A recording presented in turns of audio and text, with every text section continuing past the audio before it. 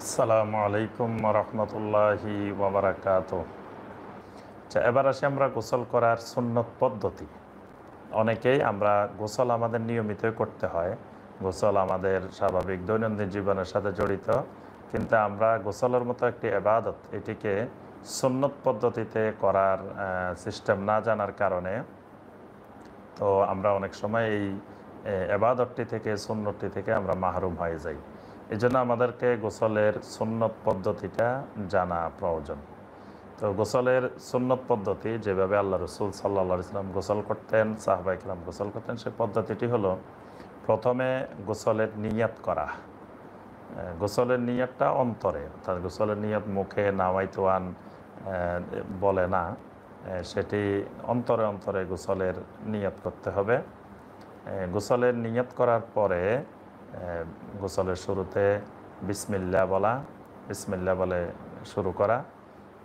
প্রথম কাজ, দুই হাত কবজি পর্যন্ত, ডান হাত এবং বাম হাত কবজি পর্যন্ত 3 বার ভালো করে ধুয়ে নেওয়া। দুই হাত 3 বার করে কবজি পর্যন্ত ধোয়ার পরে বাম হাত দিয়ে লজ্জাস্থান ভালো করে পরিষ্কার করে নেওয়া। এরপরে লজ্জাস্থান পরিষ্কার করার পরে বাম হাতকে মাটি দিয়ে বা সাবান দিয়ে পানি দিয়ে সুন্দর করে আবার পরিষ্কার পরিচ্ছন্ন করে নেওয়া। এরপরে স্বাভাবিকভাবে যেভাবে আমরা অজুর মধ্যে অজু করে থাকি সেইভাবে পরিপূর্ণরূপে অজু করে নেওয়া। তো যেখানে আমরা গোসল করব সেই জায়গাটি যদি মাটি হয় বা মাটি বালু এরকম জায়গা হয়, তাহলে পাটা পরবর্তীতে গোসল শেষে ধোয়া।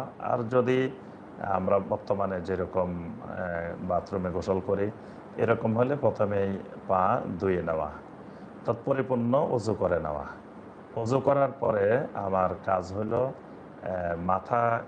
মাথার চুলগুলোকে 3 বার ভালো করে খিলাল করে, অর্থাৎ ভালো করে চুল এবং দাড়িগুলোকে, মাথার চুলকে ধুয়ে নেওয়া। কারণ চুলের গোড়া যদি পানি না পৌঁছে, চুলের গোড়া যদি শুকনা থাকে তাহলে আমার গোসল হবে না। তো এই জন্য আমাকে চুলগুলো ভালো করে ধুয়ে নিতে হবে। এরপরে কাজ হলো যে শরীরে পানি প্রবাহিত করা। তো পানি প্রথম ডান দিকে, তারপরে বাম দিকে, তারপরে মাথা বরাবর, এইভাবে পানি প্রবাহিত করে সম্পূর্ণ শরীর ভালোভাবে ধুয়ে নেওয়া। আর ফরজ গোসলের ক্ষেত্রে অবশ্যই খেয়াল রাখতে হবে যে গোসলের 3টা ফরজ যেন পরিপূর্ণরূপে আদায় হয়।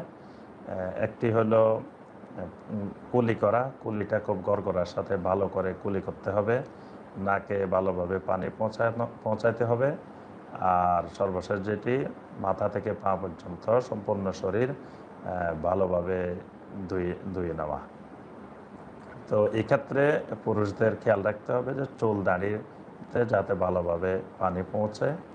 আর মা বোনদেরও চুলের মধ্যে, মাথার চুলে পানি পৌঁছানোর চেষ্টা করতে হবে যতটুকু সম্ভব। তো এইভাবেই গোসল করা হয়। তো এখানে আরেকটি জিনিস জানা দরকার যে গোসলের পরে অজু করার প্রয়োজনীয়তা আছে কিনা। গোসল হলো বড় পবিত্রতা আর অজু হলো ছোট পবিত্রতা।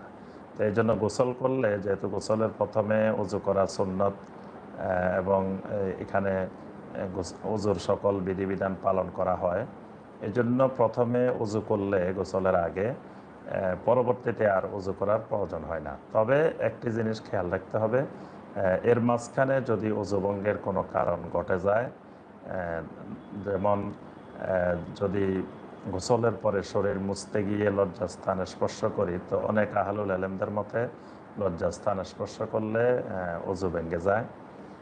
তারপরে বা অজু ভঙ্গের অন্য কোনো কারণ ঘটে এর মধ্যে, তাহলে পুনরায় তাকে অজু করতে হবে। আর যদি কোনো কারণ না ঘটে তাহলে পুনরায় আর অজু করার প্রয়োজন নেই। তো মোটামুটি এই হলো সংক্ষিপ্তভাবে গোসলের সুন্নত পদ্ধতি।